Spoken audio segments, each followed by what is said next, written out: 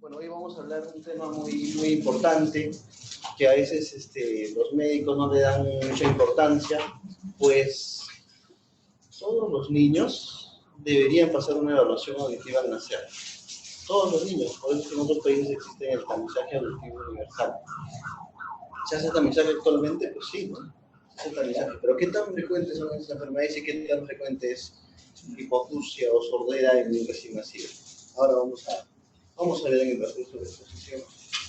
Pero pues todo comienza con la evaluación del oído, la otoscopía, que a veces no todos la sabemos hacer bien.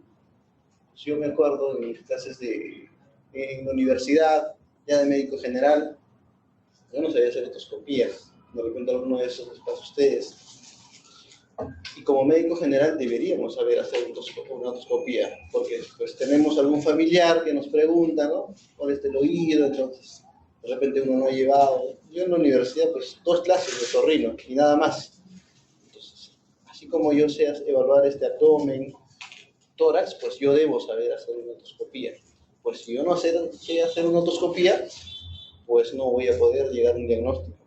Y no voy a poder reconocer las estructuras que estamos viendo, ¿no? La estructura básica, oído externo, pabellón auricular, conducto auditivo externo, oído medio, tímpano, cadena de huesecillos. Recuerden que el oído medio es una caja timpánica, en el cual también está compuesto por la mastoides y debe tener solo cadena, mucosa y aire. Nada más, no debe tener moco, secreción. Este tímpano tiene que ser íntegro. Cuando hago otoscopía, usualmente yo veo esto. Idealmente nosotros, los otorrinos, cuando hacemos otoscopía, vemos esto, pero nos imaginamos que hay por detrás. Podemos ver martillo en la otoscopía, el mango del martillo. A veces hay una sombra del yunque o del estribo. En la otoscopía yo puedo ver eso, o reflejo, ¿no? Vemos el cono luminoso, que vamos a explicar, ¿no? Y el oído interno, ¿no? El oído interno tiene una función de audición, pero también el tema vestibular. Y es muy importante también preguntar esos síntomas, ¿no? En niños es frecuente el mareo, no es tan frecuente, pero si lo tenemos un mareo en un niño, hay que revisar, hay que hacer otoscopía. La causa más frecuente de baja auditiva en un niño y un adulto también es que esté sucio, ¿no? Con un tapón de cerumen. Ahora en verano son frecuentes las otitis, infección, ¿no? Tapones de cerumen. Yo puedo tener un 80-90% de cerumen, todo casi cerrado, y no tengo ningún síntoma. O siento que a veces me pica y nada más. Tengo un 98% cerrado, pero de repente no tengo molestias. Pero voy a la piscina, a la playa, me entra agua y se me tapó el oído. O vienen con dolor.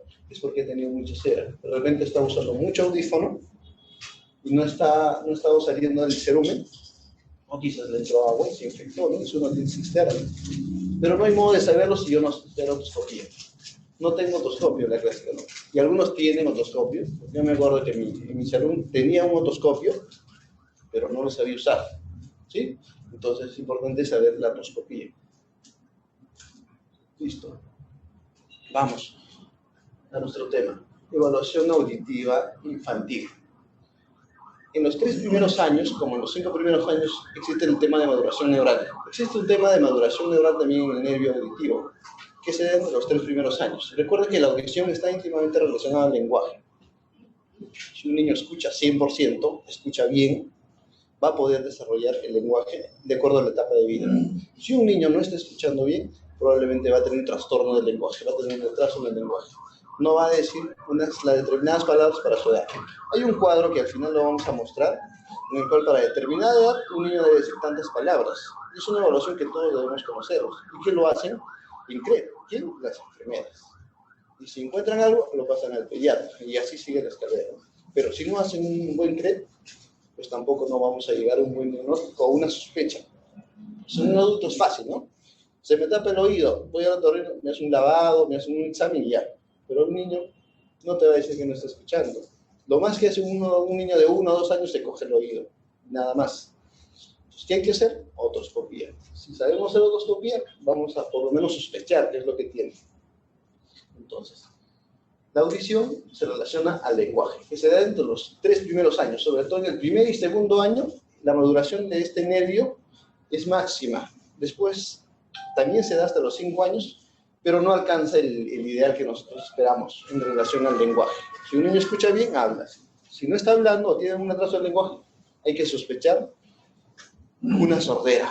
Los pacientes de autismo, por ejemplo, que muchos de repente habrán visto, nunca le hacen evaluación auditiva. Tienen que hacer una evaluación auditiva, es lo primero. Porque tengo muchos niños sordos, le han hecho todo, ha pasado el pediatra, el neurólogo, el neuropsicólogo, todos los especialistas, pero no ha ido al otorrino, nunca le han hecho una evaluación auditiva. Entonces, todo niño al nacer debe hacerse una evaluación auditiva, una emisión otoacústica. Y en las etapas de vida, una vez por año, debe hacerse también una evaluación del oído, para ir viendo cómo va, porque las otitis medias, por ejemplo, serosas, que son asintomáticas, también no dan síntomas, solamente el niño es muy distraído, o de repente se está repitiéndole las cosas, o quizás está subiendo el volumen del televisor. Si nosotros tenemos eso, sospechamos esto, pues hay que hacer una evaluación auditiva. ¿Cómo nos define la OMS la hipoacusia, la baja auditiva? Como disminución del umbral auditivo mayor a 25, algunos mayor a 20 decibeles, es hipoacusia. Y puede haber de diversos grados de acuerdo a la localización que se encuentra, ¿no? Un poquito hablando de baja auditiva, sobre todo hipoacusia congénita. De 1000 niños que nacen a diario, más o menos 5 tienen algún grado de pérdida auditiva y 1 a 2 de ellos son sordos. Puede ser sus hijos, puede ser mi hijo, a cualquiera nos puede tocar. Y no es necesariamente que tengan una familia sorda. Entonces, de 1000 niños que nacen, 1 a 2 son sordos. Si yo no diagnostico este sordo, y lo diagnostico a los 3, 4, 5 años, quizás no le voy a poder dar o un audífono o operarlo, ponerle un implante coclear, que es lo que estamos haciendo actualmente. Por eso es importante. Si ustedes comparan el tamizaje universal auditivo, que es lo que debería hacerse, sobre todo por esta alta incidencia, ¿qué es lo que se está haciendo actualmente? ¿Qué tamizaje estamos haciendo en los niños? Usualmente se hace para enfermedades raras, ¿no? Como fenilcetonuria, hipotiroidismo. ¿Qué tan frecuente es fenilcetonuria? De 1 de 21.000. Hipotiroidismo, de 1 en 3.500. ¿Y qué tan frecuente es la hipoacusia? De 1.000, 5. ¿Es frecuente? ¿Es un problema de salud pública? ¿Que hay que conocerlo todos? Por supuesto. ¿Pero por qué no lo conocemos? Porque no sabemos de repente hacer otoscopía, comenzando por ahí, no le damos la importancia de la evaluación auditiva. De los niños sordos, el 90% de sus papás escuchan bien, lo que les decía hace rato.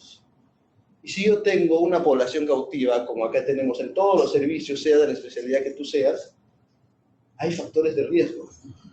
Si el niño está más de 3, 5 días en UCI, es un factor de riesgo.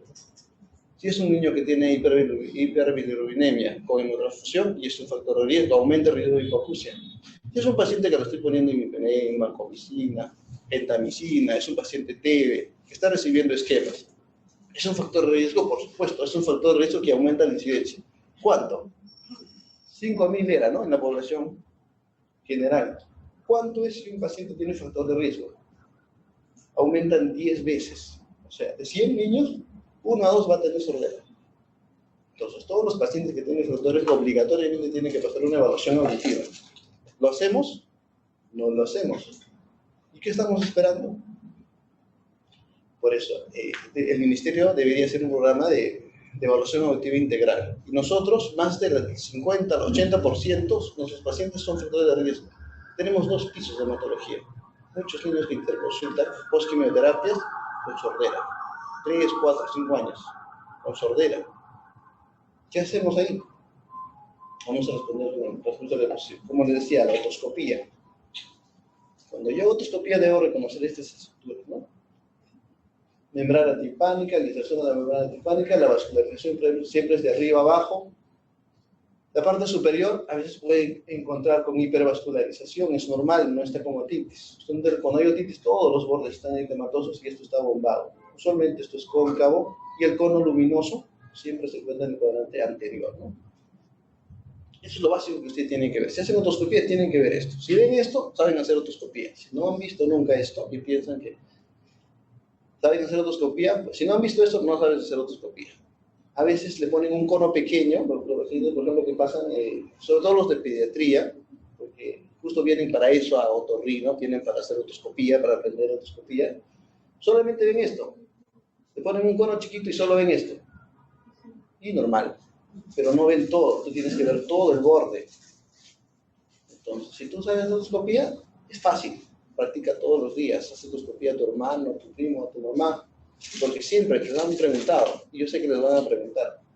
Si ustedes ven acá, que está opaco, el cono luminoso no está en su lugar, está bombado, si está con cerumen es evidente, ¿no? Podemos hacer un diagnóstico. Y casi todas las enfermedades infecciosas pueden ser tratadas por un médico general, ¿no? Solamente lo mismo los pediatras. Si el problema está en el oído externo, nos da solamente un problema conductivo, una baja actividad conductiva. Si el problema está en el oído medio, también. Usualmente las hipoacusias conductivas se pueden tratar, se pueden operar, puede darle gotas, puede darle antibióticos, pero los problemas neurosensoriales, o sea, que dañen al oído interno, sea la cóclea, el caracol o al nervio, usualmente no tienen cura y lo que existe son paliativos, o audífonos o cirugías, en el caso profundo, ¿no? En el caso de los sordos, implante coclear. Entonces, esto es un audiograma que alguna vez lo habrán visto. Entonces, de 20 tras una línea hacia arriba es normal. El umbral auditivo de nosotros es de 20, 25 hacia arriba. Si nosotros, usualmente cuando nosotros estamos hablando actualmente, estamos hablando en este cuadro que están viendo acá, la banana de la audición. Cada palabra, cada vocal, cada consonante tiene una ubicación en este gráfico. Usualmente, Emil, tras una línea acá, están los sonidos graves. Estos. De acá hacia acá están los sonidos más finos, los agudos. Y la palabra es la combinación de ellos. Usualmente los ancianos tienen un problema acá, un problema perdido en agudo. Por eso que habrá pasado que alguna vez los abuelitos dicen, yo escucho, pero no entiendo. ¿Por qué no entiende? Porque las palabras están hechas de ambas, de consonantes y vocales. Quizás no escucha bien esto y escucha esto. Igual ahí baja auditiva. En niños usualmente está el centro y es un problema conductivo, o las famosas otitis, con efusión, otitis serosa, ¿no? Si yo tengo una pérdida de 90 hacia abajo, eso es sordera, profunda. Si eso está 40, leve, moderado, severo. De acuerdo a ello, hay que buscar la causa. Si tengo oído externo, oído medio, es un problema de tímpano, es un problema de huesecillos, es un problema de mastoides. Y siempre entender que existe una correlación oído, nariz, garganta. Siempre cuando yo tengo un problema acá, hay que revisar nariz y garganta. Porque a veces una sinusitis, un resfriado, ¿les habrá pasado? También te da baja auditiva. Pero si es crónico, también hay que buscar acá y acá. Porque a veces la causa está acá.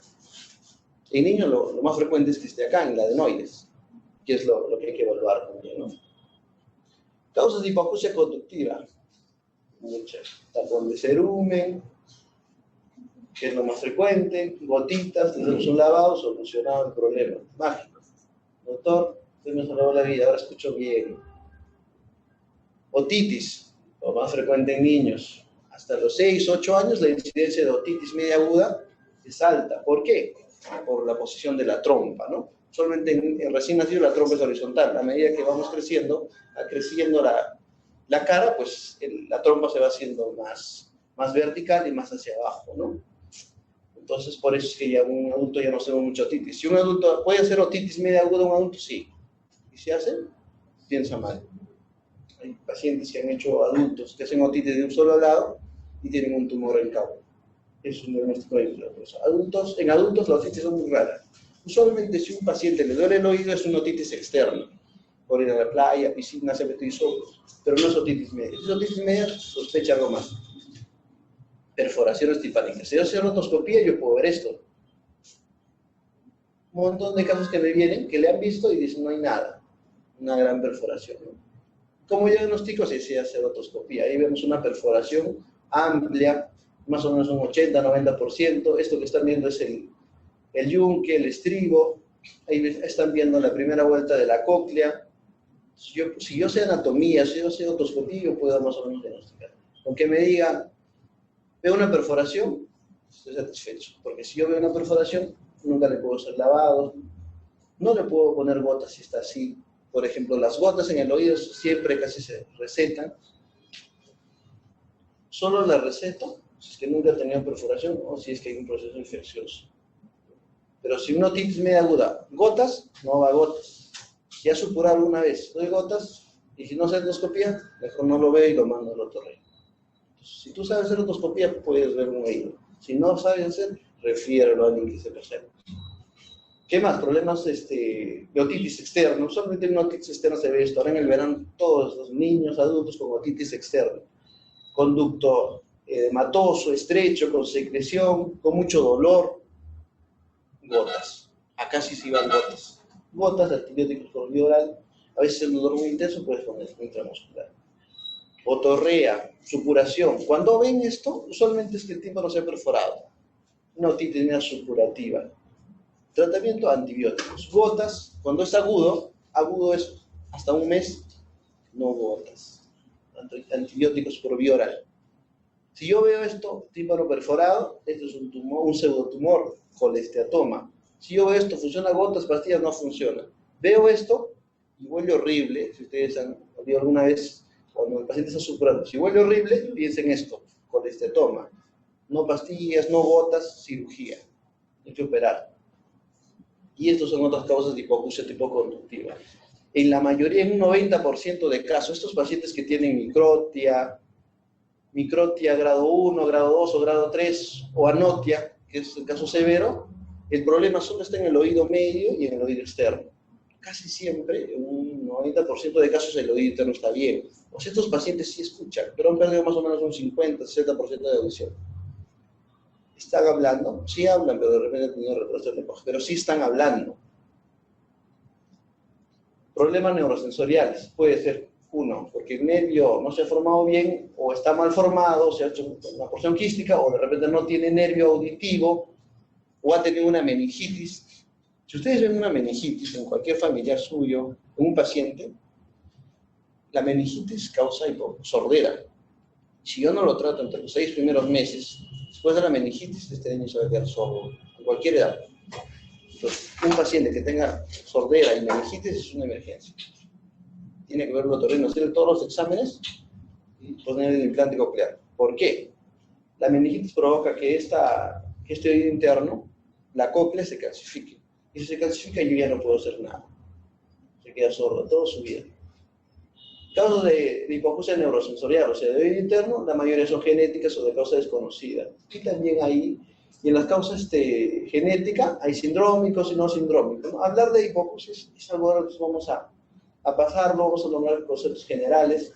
Y una baja auditiva puede ser de un paciente que nunca ha hablado, o sea, nació sordo, un paciente que ha hablado, pero en algún momento post-quimioterapia, post-diálisis, post-medicamentos, hace sordera, es una hipoacusia postlingual.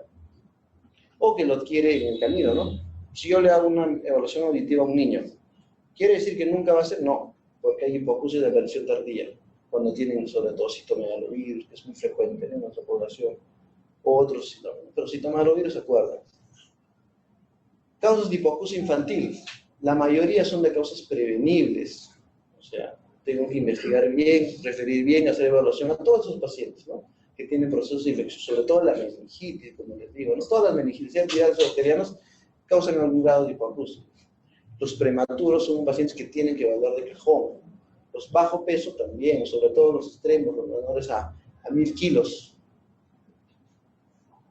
Los pacientes que usan ototóxicos con más razón. Entonces existe un consenso, una asociación americana, el Young Committee, que reúne a todos los otorrinos, a los pediatras, a los audiólogos, a todos los que tengan que ver con temas auditivos, y hacen un consenso sobre los factores de riesgo que generan hipoacusia.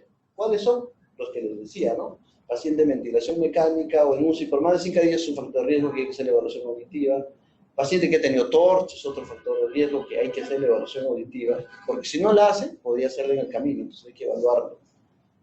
Pacientes, como les decía, que son prematuros, de bajo peso, o que tienen cualquier síndrome, es un paciente que tiene riesgo a hacer hipoacusia. Entonces, todos los síndromes que ustedes vean, manden otorrino, porque tiene algún grado de hipoacusia conductiva o no sensorial. Un paciente que ha tenido traumas a nivel de la región temporal, también es un paciente con factor de riesgo. Pacientes post-quimioterapia son factores de riesgo. Tenemos muchos niños que se han quedado sordos y le hemos querido operar y no le ha dado pase al anestesiólogo por el factor de riesgo y el riesgo de vida cortado, ¿no? Todos los medicamentos son ototóxicos, todos. Sino que solamente algunos son más ototóxicos y generan efectos inmediatos, que son los que están remarcados. Pero todos, una citromicina que siempre nos gusta recetar, tienen un cierto grado de ototoxicidad. Pero hay que conocer sobre todo los que generan mayor ototoxicidad. Porque si yo le doy probablemente me va a hacer. Muchos pacientes que vienen, gentamicina, 5, 6, 7 días, sordos, comienzan con zumbidos. El zumbido de aparición aguda en la primera semana es una emergencia. Va a la emergencia y le dicen, no es emergencia, le suena, no es emergencia. Si no lo trato a este paciente con zumbidos, solo te suena porque ha perdido la audición o ha tenido una baja auditiva. Hay que tratarlo. Si en la emergencia ustedes ven un paciente que le suena o a alguien de ustedes le suena el oído, hay que verlo. Otoscopía y hacer la evaluación auditiva. Porque si no, por ende siempre te vas a quedar con ese zumbido. Como todo en medicina, siempre para hacer una evaluación auditiva, otoscopía. Y les repito otoscopía porque pues, muchos de nosotros no sabemos hacer. Sería bueno aprender a hacerlo. Cuando el oído está limpio, yo recién puedo hacer la evaluación completa, ¿no? Si es un recién nacido, le hago un tamizaje auditivo y después los exámenes diagnósticos. Si ya quiero definir, pido tomografía o resonancia para ver si hay una malformación, un tumor o algo. Evaluación clínica que lo puede hacer en cualquier parte. La clásica, no tengo recursos, no tengo audiómetro, no tengo otorrino, pero yo puedo, mediante el CRET, lo que les decía, en el CRET, si ustedes han visto esa tarjetita, ahí hay un ítem que dice evaluación de audición y lenguaje. Ahí te explican cómo tú puedes indirectamente sospechar. Si tú sospechas, porque el CRET simplemente nos da una sospecha. Si tú tienes sospecha, haz la evaluación auditiva. Usualmente nosotros, al nacer, solo escuchamos sonidos, pero a medida que vamos escuchando distintos tipos de sonidos, y de acuerdo a que la audición esté normal, nosotros podemos hablar y podemos comprender. Y para que pase la comprensión es fácil, no es fácil, uno más sencillo. Porque uno primero tiene que sensibilizar los sonidos, generar atención, localizar el sonido, al final comprender. ¿Cuánto demora? Los 3, 5 primeros años que les comentaba en un momento. Y estas son las tablas que les decía, ¿no? A determinados sonidos, de mover, levantar la cabeza, de evaluación auditiva. En un recién nacido, todo recién nacido, hasta el primer mes de vida debe hacer tamizaje auditivo. ¿Con qué? Con emisiones autoacústicas. ¿Qué evalúa? La cóclea. ¿Cómo está la cóclea? Si pasa, bien, perfecto. Y no tiene factores de riesgo, le doy de alta. Si no pasa, hay que pasar a todos los demás exámenes. Cada uno de los exámenes que están viendo tiene una determinada función. Ninguno estudia otro. Por ejemplo, estudia la cóclea. Potencial evocado de trombos encefálico, estudia la vía auditiva. De acá está el cerebro. La audiometría nos da el umbral auditivo. Indirectamente me evalúa todo el oído. Pero si el oído está limpio, como decía, otoscopía de nuevo. El potencial evocado, estado estable, nos da lo mismo que la audiometría. Pero es un examen más objetivo. La audiometría, si alguna vez le han hecho, es una cabina en la cual le pones unos auriculares y al paciente le dice, si escucha, levante la mano. El potencial evocado no, le ponen los electrodos, el auricular, y la máquina hace todo y ahí hace un umbral auditivo. A un paciente de 1 o 2 años no te colabora, pues celeste. Y tenemos el umbral auditivo. La timpanometría estudia la función del oído medio, cómo se mueve el tímpano, los huesecillos, si el oído medio está vacío, tiene un tumor, o algo adicional, nos da una sospecha. La logoaudiometría estudia la comprensión de las palabras, porque yo puedo escuchar las palabras, pero no necesariamente que las comprendo, ¿no? Y justo esto estudia la logoaudiometría. Entonces, como les digo, ningún examen es excluyente, todos se complementan. Y solamente lo hacemos a todos cuando sospechamos de algo más. Y si no, solamente tenemos esto o esto. Esto es un esquema que recomienda la Academia Americana de Pediatría, por ejemplo, en la evaluación de todos los recién nacidos. El tamizaje auditivo, que tiene que hacerse entre los primeros meses, en el primer mes o máximo en el tercer mes. El diagnóstico debe ser de sordera, estoy hablando de sordera congénita, máximo a los 6 meses. Tienen que tener el diagnóstico definitivo, con todos los exámenes previos. Y el tratamiento debería comenzar a partir de los 6 meses. Esto es lo ideal. En el Perú se hace, ¿no? Porque me vienen pacientes de 5, 6, 7, 8 años sordos, que no hablan nada. O niños que 5 o 6 años hablan bien, pero no articulan bien, no pronuncian unas palabras, no pronuncian la S, la R, o sea, causas hay muchas, pero hay que descartar siempre esto. El tamizaje universal, que debe ser promovido actualmente, en los hospitales en Lima están haciendo, en provincias no sé, no creo que lo sabes, si los hacen muy pocos. Y equipos también no hay, es una institución privilegiada, yo lo digo, porque pues, lo que tenemos acá solo lo tenemos en el ministerio, en 2 hospitales, ¿no? Usualmente todos los ensayos que le he mostrado hay un hospital, el otro hay el otro hospital, entonces se van refiriendo del OAIS al Hipólito al INR y así, y al final llegan acá. Entonces es un lugar en el cual tenemos toda la evaluación auditiva y también estamos haciendo el tratamiento. El tratamiento es audífonos y en el caso de sorderas, si no es muy profundo, si es leve, moderado, severo, puede mejorar con audífonos, los niños sordos. No mejora, implante coclear. Y hay criterios de selección, ¿no? Para ello tenemos que tener un esquema definido. Entonces, para terminar, ya los veo cansados, el manejo es multidisciplinario. No solo yo como otorrino sé audición, ustedes como médicos generales y residentes y especialistas tenemos que saber que la audición es muy importante. Así como tú ves, si no ves, no puedes trabajar, no puedes estudiar. Si tú no escuchas, también te limitan muchas cosas. Por eso estamos hablando de los sentidos. Tamizaje auditivo universal y evaluación mínima. Incluso actualmente algunos colegios están enviando a los niños para hacer evaluación auditiva antes de que comience la clase. Eso es muy bueno. Eso es muy bueno. Porque a veces el niño se jala, repite y no saben por qué. ¿Qué pasa? No está escuchando. Tiene un moco en el oído y hay que darle un tratamiento. Entonces, al nacer, idealmente, al año debería hacerse sus controles, por lo menos hasta los 10 primeros años. Y posterior a ello, la individualización del caso, ¿no? Y es un manejo, como digo, de todos. Todos estamos implicados. No que yo no soy otorrino, yo no soy pediatra, todos. Porque alguna vez vamos a tener un familiar que va a tener este problema.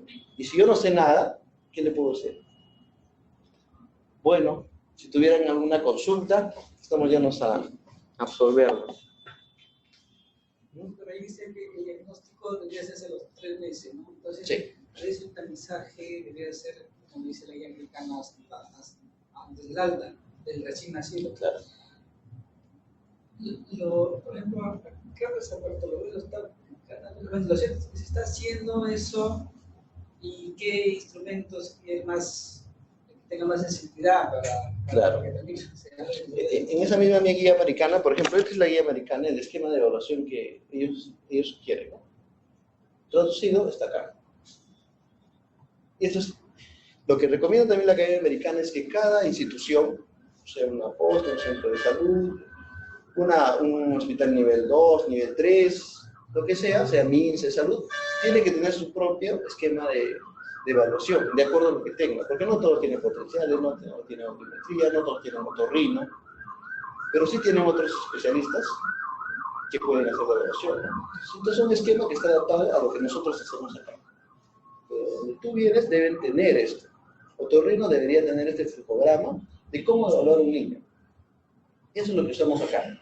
Usualmente todos los pacientes, todos los hospitales, centros de salud donde nacen, debe hacerse evaluación auditiva. ¿Hay o no hay otorrino? Entonces, un centro de salud que es donde nacen, el nivel más bajo, debería tener un equipo de emisiones autoacústicas, que es esta, emisión autoacústica, para hacer el tamizaje. Idealmente el segundo, máximo el tercer día o en el primer mes.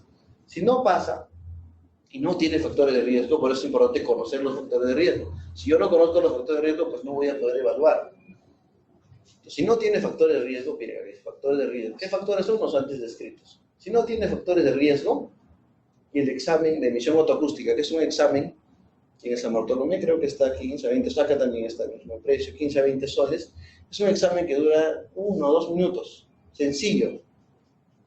Si pasa, alta, y no tiene factor de riesgo, alta. Si no pasa, nuevamente le repito el examen, pero previamente debería hacerle endoscopía. Pero si yo estoy en un centro de salud, por ejemplo, en un centro de salud que quiero hacer una emisión, porque se estaba trabajando en un tiempo que esperemos se retome, que donde nace debe haber esto, emisión autoacústica. Es un equipo que no es muy caro y puede hacer cualquier persona. El técnico lo puede hacer. Nosotros obviamente lo podemos hacer. Entonces, emisión autoacústica. ¿Cuánto me descarta? Un 80-90% me descarta. ¿Qué se hace en Estados Unidos? Se hace esto más potencial evocado automatizado, que es un examen que también dura de 3 a 5 minutos, que también es muy rápido. Eso te cubre más o menos un 99% de que tú descartes pérdida auditiva, pero el equipo es más costoso, ¿no? Entonces, ¿qué hacemos en el Perú? Emisiones autoacústicas. Actualmente también ya tenemos el potencial automatizado, que es diferente al potencial de tronco, que es diferente al potencial de estado estable.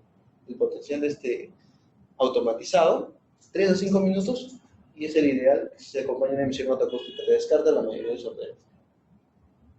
Entonces, si no pasa a la primera y tiene factores de riesgo, entonces yo le repito, en el primer mes o máximo al tercer mes de vida, la emisión autoacústica. Si pasa, bien, perfecto, pero igual, si una vez ha salido, hay que hacerle otoscopía. Si es que yo no soy un personal otorrino, no sé la otoscopía. Hay que hacerle otoscopía, porque la causa más frecuente que salga malo es que esté con tapón de cera, o esté sucio, o esté con infección. Entonces, si la otoscopía está bien, y esto igual no pasa, ya le he hecho 2, paso al siguiente. ¿Qué le hago? Acá falta timpanometría, hay que hacerle timpanometría. Timpanometría estudia la función del oído medio, como les decía, porque la otra causa más frecuente de recién nacidos o niños menores a 5 años es que tenga una otitis serosa, o sea, esté con moco. De repente está resfriado, ha estado resfriado, y los mocos se han ido al oído, y por eso no ha pasado. Si la timpanometría está normal y me dice que el oído medio perfecto, entonces yo ahora sí paso un potencial evocado. Puede ser de tronco encefálico o estado estable. Idealmente un ABR se le corre acá, y cuando este no responde, la emisión no responde a la timpanometría normal, recién hacemos el estado estable. El estado estable te define, o sea, tiene baja auditiva. Este me dice, tiene baja auditiva. ¿Cuánto? Moderado podría ser, pero no me dice exactamente. El estado estable me dice, este tiene leve, moderado, severo, profundo. Y de acuerdo al nivel, yo le doy tratamiento. Idealmente a los 6 meses. Y no solamente es tratamiento por otorrino, sino por el pediatra, por medicina física, por rehabilitación. Necesita también una educación especial, pedagogos que puedan tratar este tipo de niños con sordera o baja auditiva, porque si los profesores no conocen que ese niño tiene pérdida auditiva, pues van a considerarlo como cualquiera de sus niños y pues lo van a discriminar, lo van a jalar. Entonces, cuando diagnostica hipoacusia, el tratamiento es multidisciplinario, por eso les decía. Los profesores y los mismos padres deben estar involucrados. Y en un 1-4 donde es un materno y que nacen y que hasta que se compren los sensores. Claro, es que ese debe ser un programa nacional. Exacto, tipo de sordera, tipo de ceguera, algo así, ¿no? Está dirigido a... Pero ya, nace, muchos niños tienen algunos factores de riesgo ya maternos y les dan tratamiento para lo que es evitar sepsis, para el infección urinaria, le arrancan con amicacina y ampicilina. Entonces, ellos, más lo que hacen bilirrubina y más otros factores que usted ha mencionado, como son con pacientes cis, yo podría derivarlos acá o saturo el nivel. ¿Por qué? Porque los niños normalmente se controlan, nacen, salen ¿no? al día y medio, dependiendo, regresan para su control, pero porque tienen que hacer su control después del alta, también hacen CRED, ¿no? Porque son al mes, hacen 4 CRED, de ahí la enfermera también puede apoyar. Pero exactamente. Ellos sospechan. Exacto. Claro. Entonces se puede derivar con esa sospecha en un primer nivel acá. Ahora, es necesario que sigas que la referencia lamentablemente es bien burocrática. Tiene que ser un especialista para que acá en este hospital te acepte la referencia. Si es un médico general no te la van a aceptar. Ahora, hay pediatra, que la pediatra lo sella o lo refrende para poder enviarlo. O sea, sí se puede hacer todo ese trámite para poder hacer la pesquisa. Idealmente todos los centros donde nacen niños deberían hacerlo. Si no lo están haciendo, entonces, pues, si tiene factor de riesgo, sí, ese niño debería verse acá. O sea, hacer como un protocolo y conversar con ustedes allá. Si tú tienes, puedes escribir, paciente con factor de riesgo tal, sospecha de hipoacusia neurosensorial, Listo. O hipoacusia, ¿no? Ya, y lo mando por Referencia para evaluación auditiva por otorrino. otorrino. Listo, nosotros nos encargamos de todo. Hay que referir a esos niños. Claro, Porque si tú no lo mandas, ese niño, cuando tú lo ves, va a llegar acá a los 3, 4 años, cuando nosotros ya de repente ya llega muy tarde. no le ponemos una solución ideal.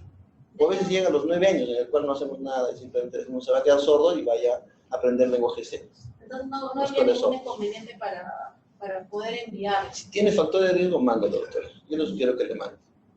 Incluso en la guía que les mostraba la americana, el primer ítem es, si tú sospechas, si la profesora sospecha, si la mamá sospecha que no escucha, ese es un paciente que debe ser visto. Y obviamente, ¿no? Si nunca le han hecho tamizaje, hay que hacer la evaluación auditiva. Todos deberían pasar la evaluación auditiva, todos. Y si tiene factor de riesgo, con más razón. ¿Por qué se aumenta la Yo incidencia? me refería a los factores de riesgo, de todas maneras enviarlos, y a los niños que te nacen, que más o menos son 40 o Con 50 al tiempo, mes. dile que saque una cita con otorrino. O sea, sí le puedo hacer la referencia. Claro, si tiene factor de riesgo, lo aceptamos. Claro, exactamente. Si no tiene factores, Ujú. idealmente puede verlo un otorrino general. Y si no, también mándalo, no hay problema, porque igual estamos ya No hay, a... su especialidad Mándelo, no hay. doctora, no tenemos problema, mándelo, con su referencia, sospecho de hipoacusia. No, también San Bartolomé. También a veces hay... No es que no sé qué es esto, pues, porque es Mándalo. chorrillos acá es muy fácil de Mándalo. irse hasta... Doctor, y en las emisiones, o sea, en el tamizaje, muchas veces vemos que hay no respuesta, ¿no es cierto? O sea, no responde. Ajá. ¿Cómo toma esa...? O sea, ¿qué se hace? Me preguntan un recién nacido. Claro, le uno de hacen una edad las aproximada. emisiones, no pasa. Pero ya le hizo otoscopía. Claro. Listo, si usted ya le hizo otoscopía y no pasa, en 15 días, o 20 en un mes máximo, pídele un nuevo control. Y si ahí no pasa, pero eso ya le dije. Sí, ¿alguna pregunta? ¿Todo bien? Bueno, muchas gracias.